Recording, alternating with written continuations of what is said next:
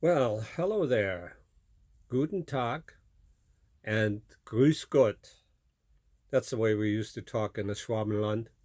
We'd walk by each other and say Grüß Gott. In fact, we would tip our hats, take off our caps, and say Grüß Gott. Anyway, this is my second video, and today's Sunday, September the 15th, 2019. So I decided to take on a special topic this time because, pardon me, because I recently had a question from my son, Patrick. Well, it wasn't so much a question. He sent me these peculiar videos of Volkswagens with some sort of a bulbous structure in the back, and and I recognized that structure as a wood gas stove. So wood gassers were evidently produced by VW as a fuel to run the cars. So you have to kind of take yourself back to a time when post-war there was absolutely hardly any gasoline around whatsoever. There was some diesel, and there were some vehicles that actually worked on diesel. And by the way, those vehicles could also work on alcohol and whatever was combustible under this high compression of diesels, which are typically like, I don't know, 40-to-1 compression ratio. But you have to take yourself to a time when there there was a scarcity of fuel. I mean, it wasn't like the 1970s where we had to stand in line for gasoline here in America. It was far severe, far more severe. It there simply gasoline just wasn't to be had very much unless you could trade the Americans for something, and well, they were always willing to trade something for cigarettes. They always had cigarettes or chocolate. And the things that they wanted was, or if somebody had a Luger, if somebody had, oh yeah, was really a hot item was copies of the book Mein Kampf. That was huge because my friends and I, we used to scour our basements and our attics, for memorabilia because the Americans were such collectors. And it was great because, they could provide shaving equipment, cigarettes, and so forth. And even as children, under 10 years old, we were totally aware of, that, we called it the black marketplace. And, and food was very scarce and fuel was even scarcer. So what you would typically see is somehow some people were able to get a hold of Jeeps, regular army Jeeps, and I'm not sure how they wrestled these cars out of the army bases, but and they were out there legal, and nobody bothered them with it. But what they did is they couldn't run them on gasoline because it's just so what they did is they took that little four banger out of the Jeep and installed tractor engines, and these were the strangest equipments. Think about like a one lunger like you see here in these farming machinery exhibits once in a while as antiques. Yeah, they had a big giant balance wheel, on the end, and it would just kind of puff along little by little. But they could, pull a cart, get stuff to the market, things of that nature. So wood gas is basically carbon monoxide. It's produced by the starved oxygen oxygen process. And fundamentally, you have to remember that, let's say you burn wood, what do you see as a flame? It's actually the gas that's given off from the wood that burns, because really the wood just kind of turns into carbon and ash and that kind of thing. But it's when it gives off the gas, that has some BTU content. Anyway, the Germans, and I guess other people throughout Europe, figured out that if you burn wood such that you keep the flames down and keep the flames from consuming the combustibles that come out of the wood when you heat it to a certain degree, then you can siphon that off and actually put it into an IC engine, and those things really, really do run. They don't run very well, but these gasifiers actually did run. And I want to give you some examples because I lived with these vehicles. And you can't say they were ubiquitous because there were so many other things that were expensive. Okay, so if you had a truck or a car, you also had to get tires, and tires were virtually impossible to come by.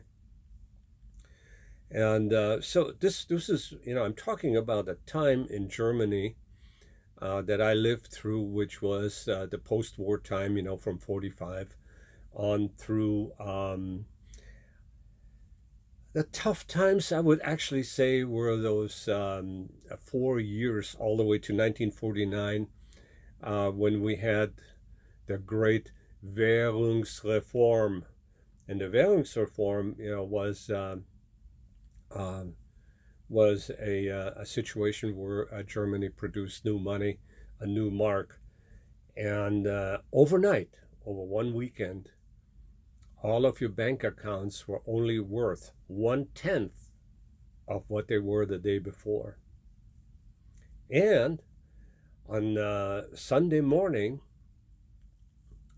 everybody went to their local Rathaus, including my dad, and received a certain amount of money, depending on how many kids. And I guess we had about 4 children at that time. No, there were 3 of us. There was there was Walter, and there was Heidi. I think she was born in 1949. It sounds about right. In any case, so here we were, and my dad was laughing about this whole thing, saying, yes, today, there are no millionaires. Everybody has the same amount of money, and it's true. But within days and so forth, things start to happen. And, the new money, of course, they couldn't print coins right away, so there was paper money, and we used to have 5 Pfennig mark, little tiny, like 2-inch by by 1-inch pieces of paper, that looked like money, and on it was stamped, 10 Pfennig and that kind of thing. Of course, you understand that, I can still speak perfectly German, so you're going to see me throw some of the German in there in the pretty much the right pronunciation, or at least the pronunciation as I left in the 1950s. Germany today is a whole different thing.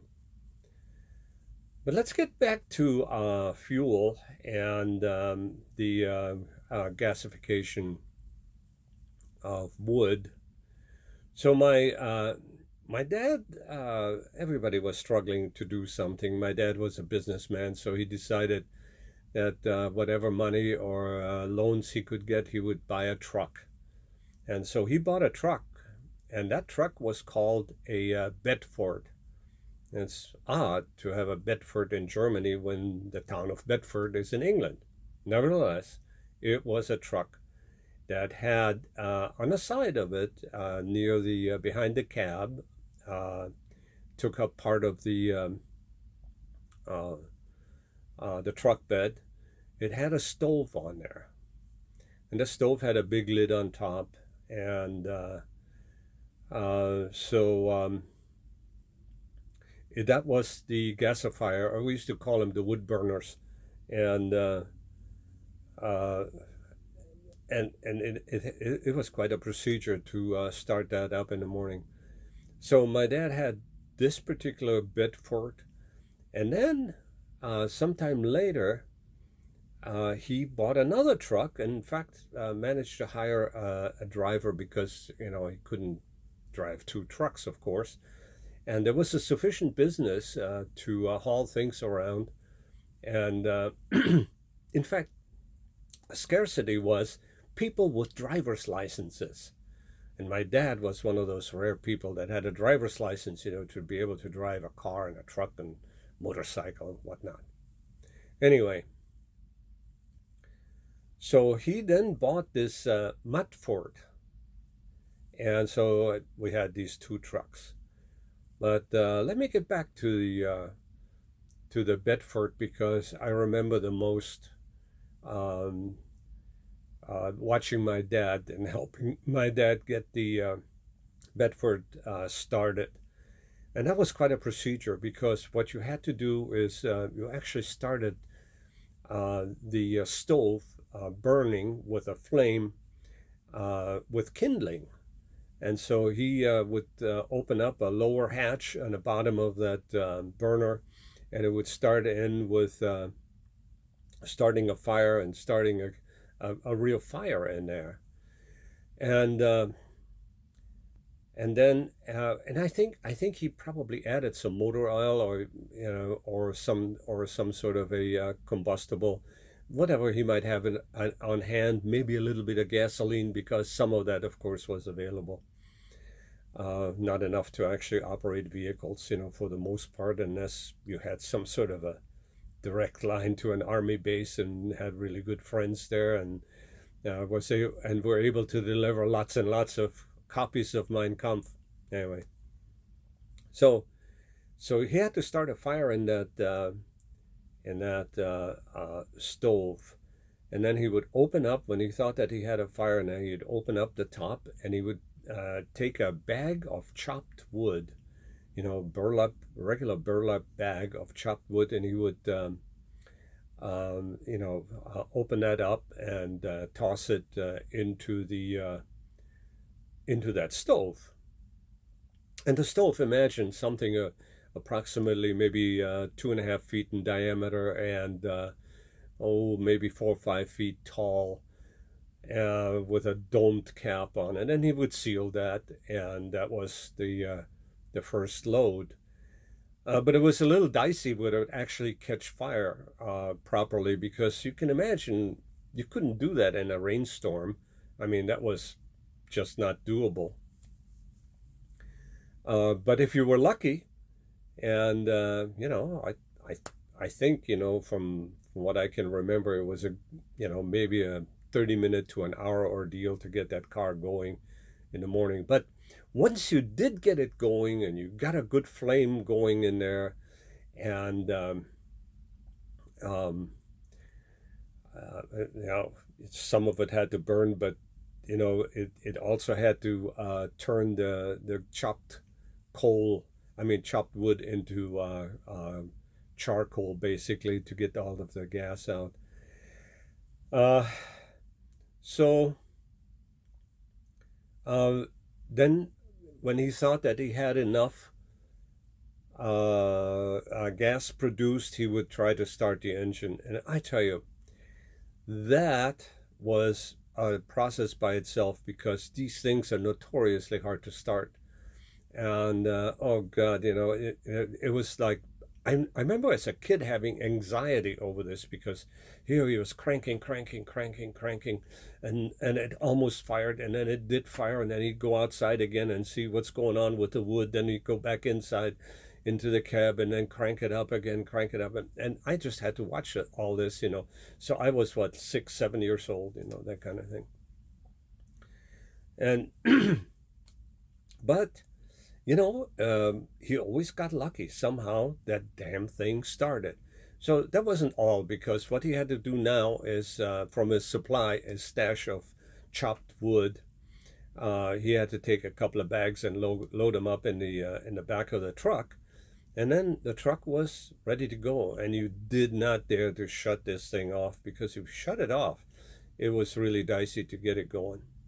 Now, on the side of the burner, there was this flapper, and I say a flapper because you looked into it. You could actually look into it, and it must have been some sort of a mica trapdoor, because it would. That's where the air came in, and it actually sucked in a little air, and it would go flap back and forth, as it would suck in a little bit of air, because you had to maintain that starved oxygen process in there. So part of it was a combustion chamber, that would burn some of the wood, and then not allow it to flame up to eat up all of the fuel, but allow the fuel to escape. And it wasn't escape. There was probably some sort of a Nash pump or some sort of an air pump in there. And frankly, I haven't really looked at the mechanics of this kind of vehicle and this kind of uh, method of powering a car, because it had to have been complicated. I'm doing all this directly just from memory, as I remember it. So then, if he was lucky, then he got going, and so then he would bid me farewell, and he'd be off. Now, sometimes I could go with him, and in fact, the Bedford was the first one that I was able to sit on my dad's lap, and he actually allowed me to drive it, which was quite a treat for me. I mean, you can imagine a 10-year-old, a 10-year-old, I guess it was 7 or 8-year-old. I think we had trucks for several years there. So I probably was just almost 10 before we quit the trucking business. But in any case, it was fun if my dad took me along. But I have to tell you again, each trip was an anxious trip. There was anxiety like you wouldn't believe. And darn it, I'm mucking with the camera here because I don't have much experience with this. I'm gonna have to figure out how to do this a little more on a professional level in the future, because I do want to make a good video. I don't want to just make an average video, because I've actually got a hell of a story to tell if I can tell it.